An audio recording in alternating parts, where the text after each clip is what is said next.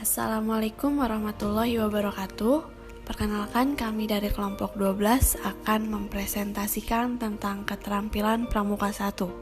Kami di sini beranggotakan saya sendiri, Mia Nurfi Aulina, dengan NPM 1821511023 sebagai moderator dan pemateri.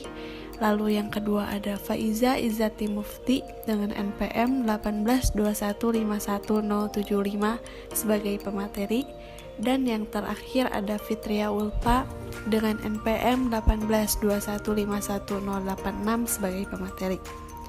Untuk keterampilan Pramuka 1 di sini yaitu meliputi yang pertama ada api unggun, yang kedua ada teknik menggambar, yang ketiga ada panorama, yang keempat ada webcam, dan yang kelima ada tanda medan dan tanda jejak. Untuk keterampilan pramuka, keterampilan kepramukaan adalah materi yang diperoleh seorang pramuka dari kegiatan yang diikutinya. Keterampilan kepramukaan menjadi bekal pengetahuan praktis yang siap dimanfaatkan sewaktu-waktu oleh anggota pramuka. Penguasaan pengetahuan keterampilan kepramukaan disesuaikan dengan golongan usia pramuka. Lamanya seorang anggota pramuka mengikuti kegiatan kepramukaan dan kualitas pembina pramuka dalam memberikan materi tersebut. Keterampilan kepramukaan berdasarkan ranah pengembangannya dapat dikelompokkan menjadi 5 sebagai berikut.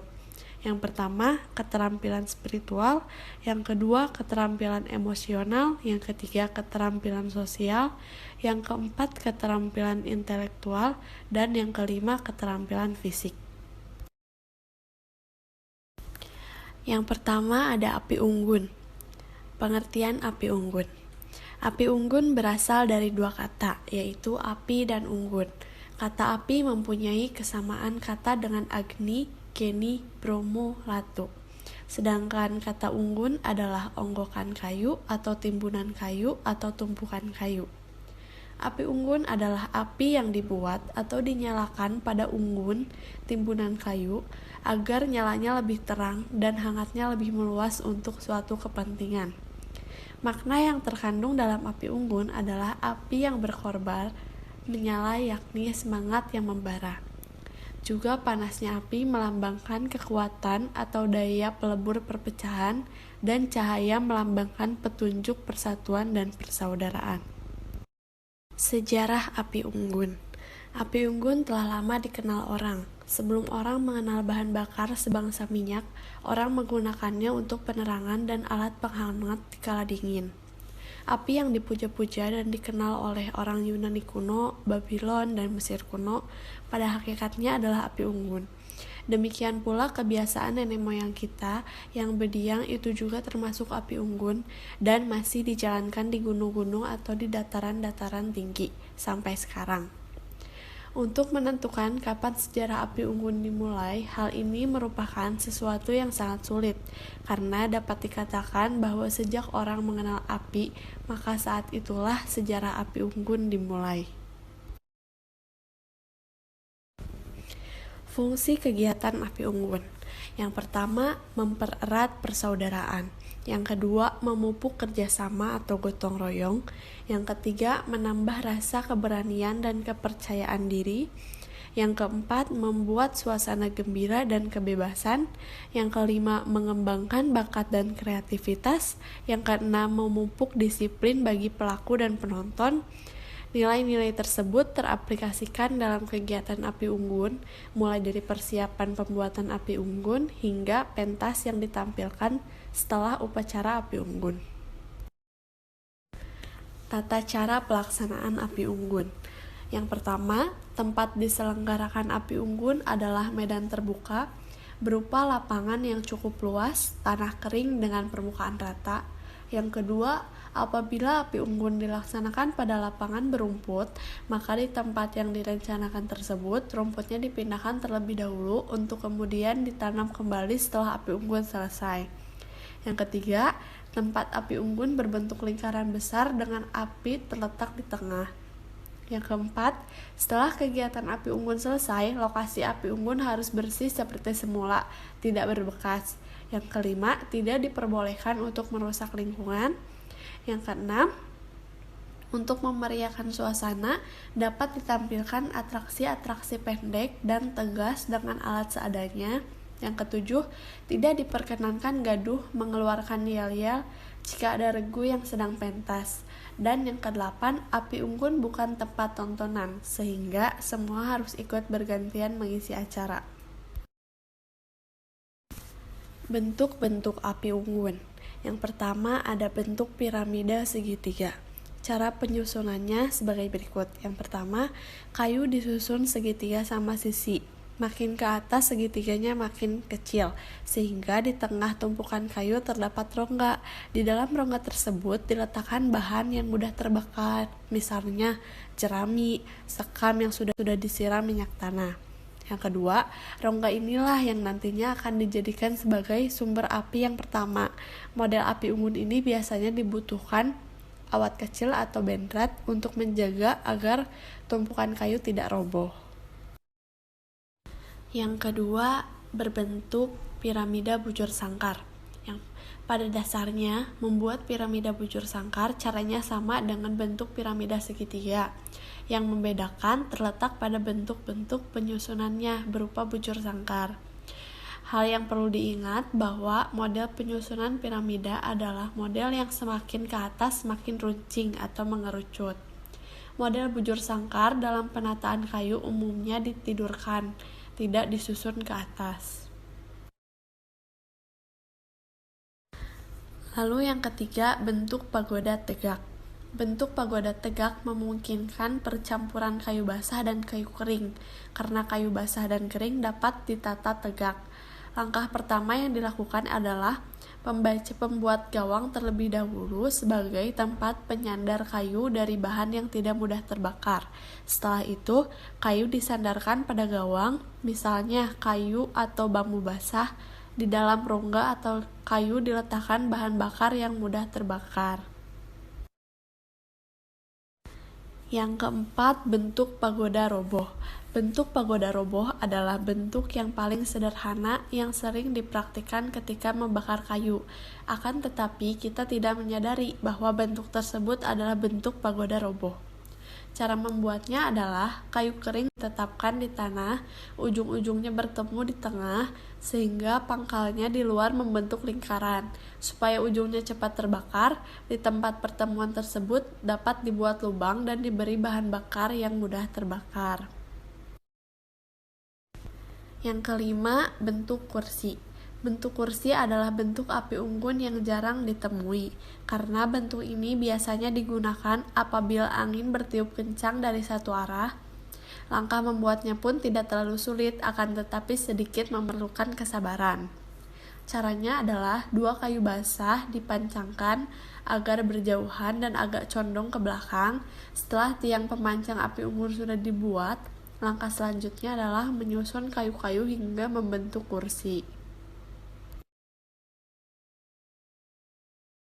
Baik, di sini ada alat-alat dan bahan untuk membuat api unggun. Yang pertama ada genteng, lalu di sini ada kayu-kayu kecil, serpihan-serpihannya, lalu ada koreknya, dan ada minyak gasnya. Setelah itu, kita susun kayu-kayu tersebut menjadi bentuk piramida segitiga. Nah, kita susun. Setelah kita susun, kita tuangkan sedikit minyak gas, lalu kita nyalakan apinya agar mudah terbakar.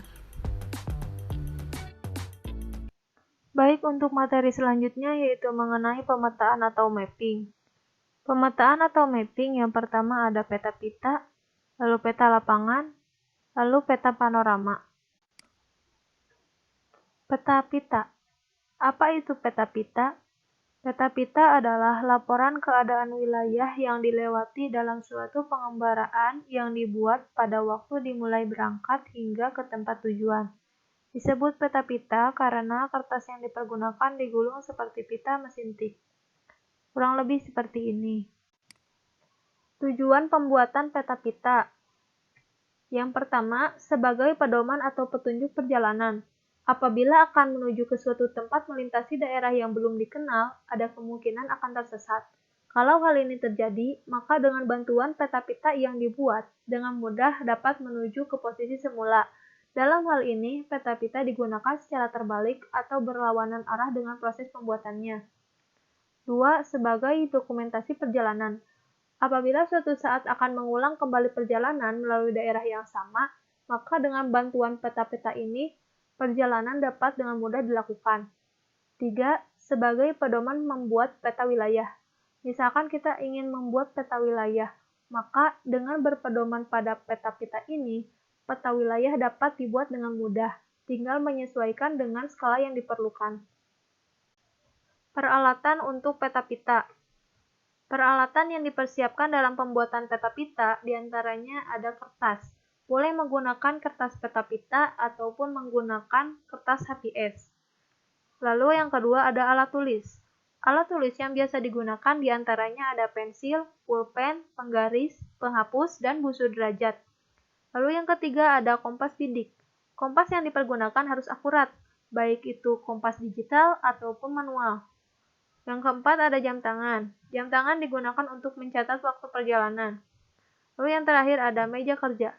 Untuk mempermudah proses menggambar, maka alangkah baiknya jika menggunakan meja kerja sebagai alas untuk menggambar. Meja kerja yang digunakan biasanya berupa triplek, papan ujian, dan sebagainya. Ketika kita melakukan perjalanan, tentunya kita menemukan beberapa objek di samping kiri dan kanan jalan. Misalnya jembatan. Pada peta pita, jembatan disimbolkan seperti ini.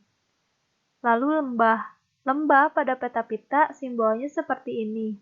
Dan seterusnya. Cara membuat peta pita. Misalkan kita melakukan perjalanan dari rumah ke sekolah.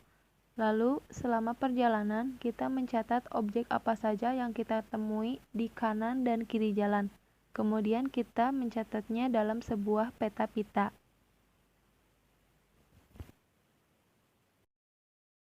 Caranya yaitu, siapkan peralatan untuk membuat peta pita. Tuliskan data identitas pada bagian bawah halaman pertama, yang meliputi nama, regu, gudeg, tanggal, dan keterangan. Lalu, pada bagian atasnya terdapat beberapa kolom, di antaranya yaitu ada nomor, waktu, laporan, jarak, arah, peta pita, dan keterangan. Untuk penulisan peta-peta ini, yakni ditulis dari bawah ke atas. Langsung saja kita gambar peta pitanya. Nomor 1. Waktu 08.00. Berangkat dari rumah terus menuju persawahan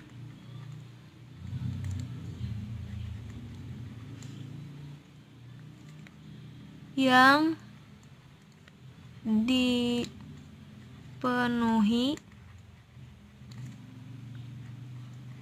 pohon kelapa. Dan jaraknya yaitu 125 meter dan arahnya yaitu berdasarkan perhitungan kompas yaitu 180 derajat atau dari arah utara menuju selatan. Nah, di sebelah kiri jalan terdapat rumah.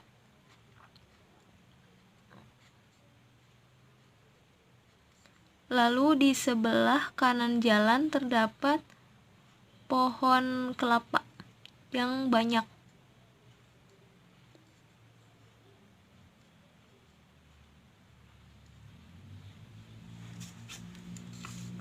Kita beri batas.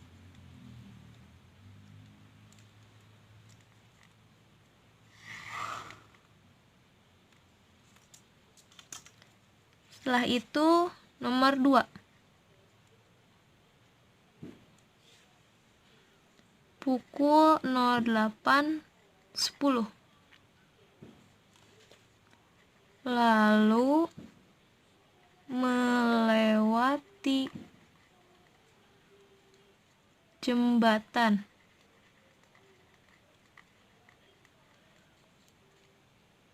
menuju kebun buncis. Nah, ini jaraknya yaitu 130 meter. Lalu untuk arahnya yaitu 270 derajat. Yakni ke sini. Lalu di sebelah kiri jalan terdapat pohon pinus. Lalu di sebelah kanan jalan terdapat ladang. Lalu kita beri garis lagi. Lanjut ke nomor 3. Nomor 3 dapat dilakukan seperti langkah sebelumnya. Gambar peta pita sampai finish perjalanan. Selanjutnya yaitu ada peta lapangan. Apa itu peta lapangan? Peta lapangan adalah peta yang menggambarkan luas dan bentuk lapangan suatu tempat, arena perkemahan, lokasi, dan sebagainya. Tujuannya yaitu untuk menggambarkan keadaan atau kondisi suatu lapangan dan daerah sekitarnya dalam skala yang lebih kecil. Peralatan yang digunakan untuk membuat peta lapangan diantaranya yang pertama ada kertas, lalu alat tulis, lalu kompas bidik, lalu meja kerja. Objek-objek yang ada di dalam dan sekitar lapangan digambar menggunakan simbol berikut. Cara membuat peta lapangan. Misalkan kita ingin membuat peta lapangan ini. Kemudian kita pilih 5 objek. Yang pertama titik A yaitu pohon ini. Lalu titik B yaitu pohon palem waregu yang terletak di pojok. Kemudian titik C yaitu tiang bendera. Kemudian titik D yaitu pohon yang berada di pojok masjid. Kemudian titik E yaitu pohon yang berada di pojok. Untuk mengetahui arah dari titik A ke titik B, kita arahkan kompas dari titik A ke titik B dan hasilnya yaitu 248 derajat. Untuk jarak saya menggunakan langkah kaki. Berjalan dari titik A ke titik B, kemudian catat langkah kakinya berapa. Lalu kita ukur kembali arah dari titik B ke titik C menggunakan kompas. Lakukan hal yang sama untuk mengukur jarak dan juga arah antar titik sampai kembali ke titik asal.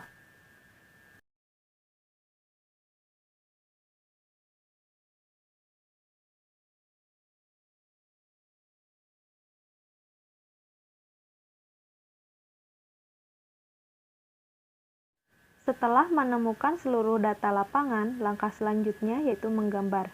Pada bagian bawah diisi identitas. Pertama, kita gambar petunjuk arah yang selalu menghadap ke utara. Lalu kita gambar titik A sebagai titik awal. Buatlah garis bantu yang berupa garis vertikal dan juga garis horizontal yang akan membantu untuk proses menentukan arah untuk titik A ke titik B.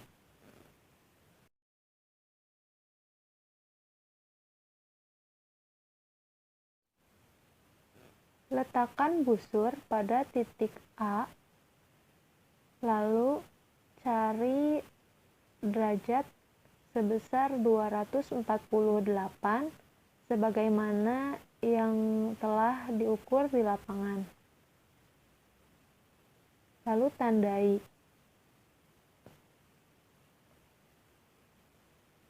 Setelah Setelah itu kita ukur 4 cm karena tadi ada 24 langkah dan 24 langkah itu setara dengan 12 meter.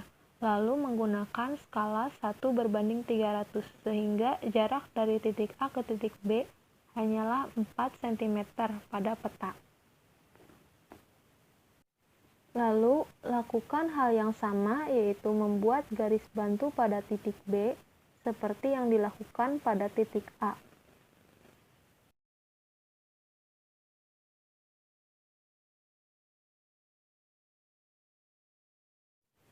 Arahkan busur ke arah 3 derajat sesuai dari arah titik B ke titik C.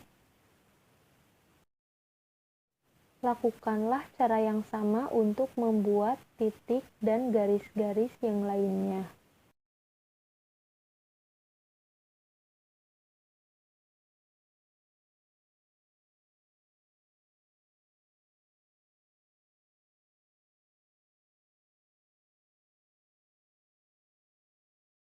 Setelah terbentuk lapangan, kita hapus garis bantu.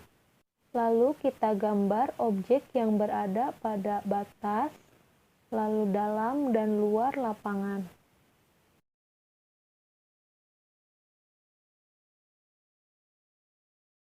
Jadi, hasil akhir dari pembuatan peta lapangan adalah seperti ini.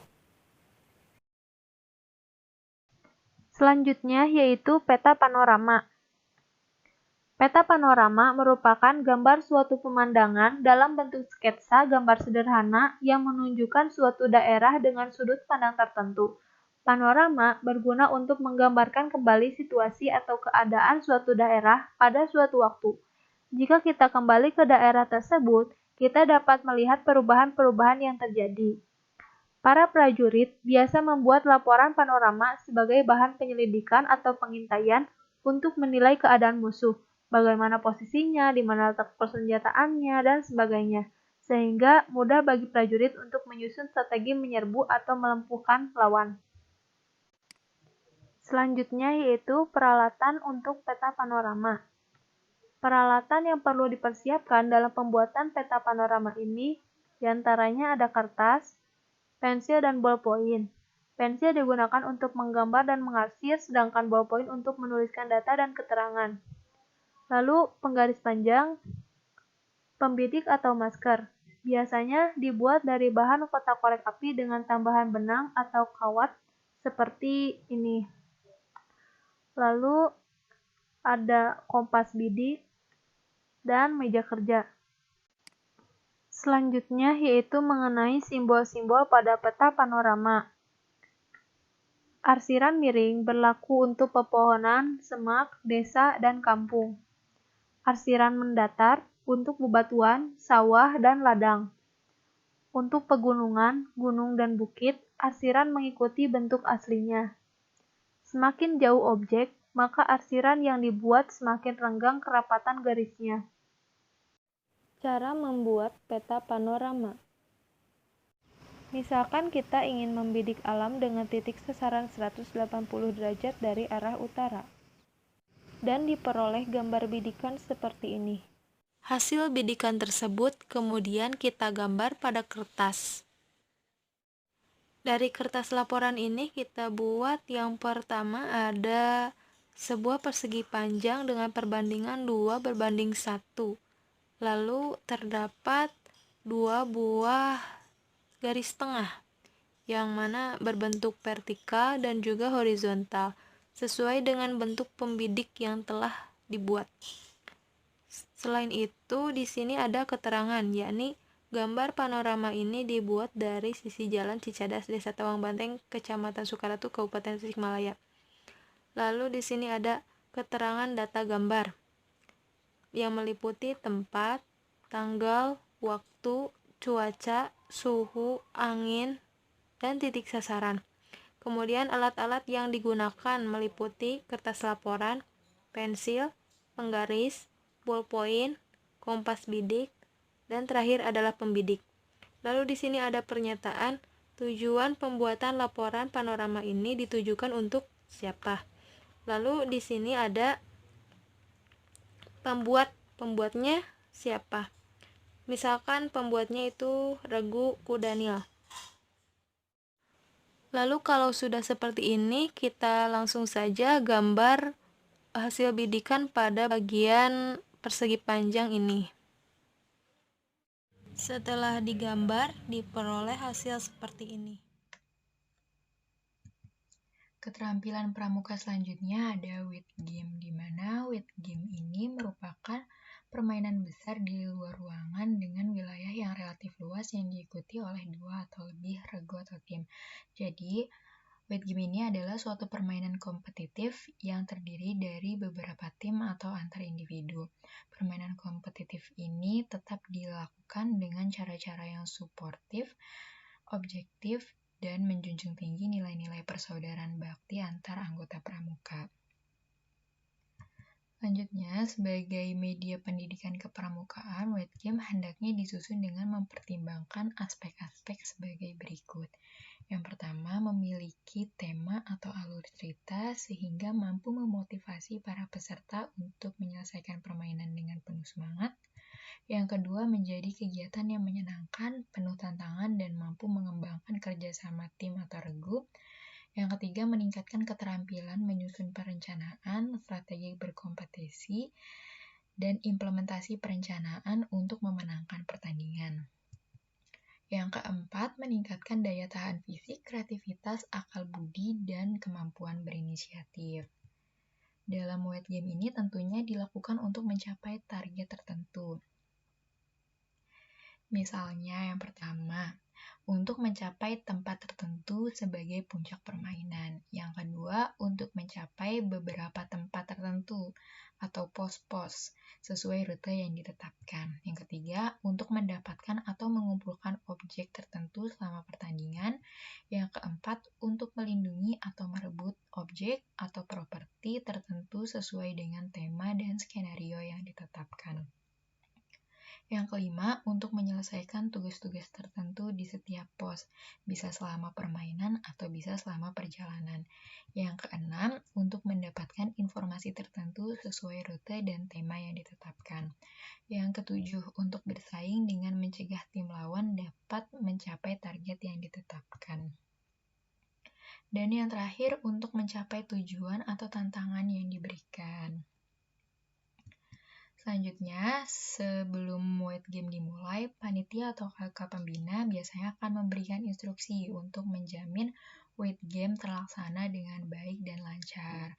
Instruksi yang dibuat itu tentunya harus dipahami oleh semua peserta dan juga panitia pelaksana, tidak berbelit-belit agar tidak menimbulkan kesalahpahaman, tidak bermakna ganda agar tidak terjadi salah pengertian dan salah persepsi, lalu harus lengkap agar tidak ada peluang para peserta untuk mengakalinya, dan yang terakhir harus jelas dan mencantumkan hal apa saja yang dapat mengurangi nilai dan juga hal apa saja yang dapat menjadikan peserta didiskualifikasi.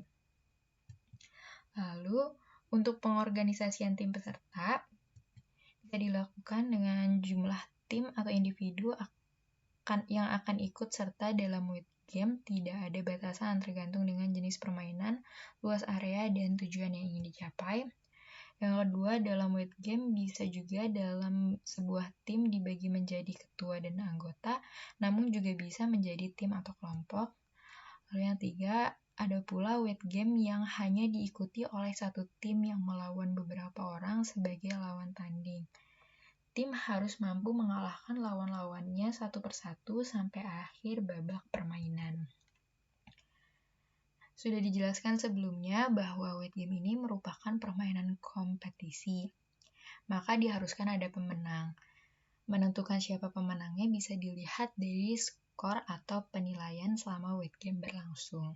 Penyusunan skor atau penilaian bisa dilakukan dengan yang pertama, jumlah anggota tim lawan yang tereliminasi. Jadi nilai itu ditentukan berapa lawan yang bisa dikalahkan. Yang kedua, jumlah item yang bisa dikumpulkan. Nilai ditentukan berapa benda, soal yang bisa dijawab, dan pos yang dilalui. Yang ketiga, lama waktu bermain. Nilai ditentukan oleh kecepatan waktu tempuh oleh sebuah tim dibanding dengan tim yang lainnya. Dan yang terakhir, kemampuan tim. Bisa juga penilaian hanya dilakukan oleh kemampuan tim untuk kembali ke garis finish dan mampu mengerjakan tugas-tugas yang diberikan. Selanjutnya, karena weight game merupakan permainan yang dilaksanakan di luar ruangan, maka pelaksanaan weight game ini membutuhkan lokasi dan rute. Pemilihan lokasi dan rute yang harus diperhatikan, antara lain yang pertama, lokasi dan luas weight game tergantung pada jumlah peserta, jenis, dan tujuannya. Jadi, jika peserta tidak terlalu banyak dan tidak membutuhkan lokasi yang luas, maka jangan memilih daerah yang terlalu luas dan berisiko terjadi kecelakaan atau kehilangan peserta, karena yang paling diutamakan adalah keselamatan peserta. Yang kedua, lokasi atau wilayah sudah mendapat izin yang berwenang. Sebelum dilaksanakan weight game, panitia atau kakak pembina melakukan survei ke lokasi yang akan dijadikan tempat dilaksanakan weight game, agar weight game berjalan lancar dan tidak membuat orang sekitar terganggu dengan adanya weight game. Dan yang terakhir, melakukan survei yang mendalam terhadap lokasi yang digunakan. Hal ini dilakukan untuk menghindari hal-hal yang tidak diinginkan, terutama juga jika akan melaksanakan weight game di hutan atau alam terbuka. Nah, selanjutnya dalam penyusunan tema dan alur cerita sangat penting dalam sebuah weight game. Karena tema ini akan memberikan kerangka kerja, acuan materi, jenis kompetisi, sistem penilaian, dan suasana permainan. Tema bisa dikaitkan di kehidupan daerah sekitar lokasi, sejarah, lingkungan hidup, patriotisme dan nasionalisme, agama, ilmu pengetahuan, dan teknologi, bahasa, dan sebagainya. Selanjutnya, keselamatan permainan. Untuk menjaga keselamatan tim, maka diperlukan yang pertama, pertimbangan jika memilih daerah yang berisiko tinggi, misalnya tebing, jalan curam, sungai dalam, dan berarus deras, wilayah terpencil, dan sebagainya. Yang kedua, ukur wilayah permainan. Pastikan batas-batasannya sudah ditandai misalnya dengan batas alam seperti parit, pohon, lembah, dan sebagainya, atau tanda yang dibuat khusus. Yang ketiga, susunan skenario penyelamatan dan pencegahan kecelakaan, terutama jika ada peserta yang tersesat. Yang keempat, pastikan para peserta memahami cara-cara meminta dan mendapatkan bantuan jika sewaktu-waktu diperlukan. Yang kelima, susun tim emergency response, terutama jika permainan ini dilaksanakan di lokasi luas, beresiko tinggi dan menantang. Dan yang terakhir, pastikan kode akhir permainan. Misalnya suara-suara peluit bisa didengar oleh seluruh peserta yang sedang berada di lokasi untuk segera mengakhiri permainan dan kembali ke tempat awal berkumpul. Nah, weight game ini merupakan permainan penjelajahan yang membutuhkan simbol-simbol sebagai petunjuk arah. Maka kali ini akan diperlihatkan tanda jejak dan tanda medan. Sebelumnya, tanda jejak ini merupakan sebuah pemberitahuan kepada orang lain, misalnya pada saat kita dalam hutan atau dimanapun. Tanda jejak berguna apabila kita berada di tengah hutan dan ingin memberitahukan kepada orang lain. Dan tanda jejak ini juga bisa ditemukan di lingkungan kita seperti lampu merah, tanda stop, tanda belok kanan kiri, tanda ada anak-anak, dan masih banyak lagi. Dan untuk tanda medan itu merupakan tanda situasi yang terdapat pada tepi kiri atau tepi kanan dari sebuah peta. Tanda medan ini dapat digunakan dalam pembuatan peta perjalanan, peta lokasi ataupun denah. Tanda medan juga ada yang dapat digunakan sebagai tanda jejak. Nah, berikut ini ada tanda jejak, bisa kalian screenshot saja. Tanda jejak selanjutnya, silakan di screenshot. Selanjutnya, dan ini adalah tanda medan, bisa di screenshot.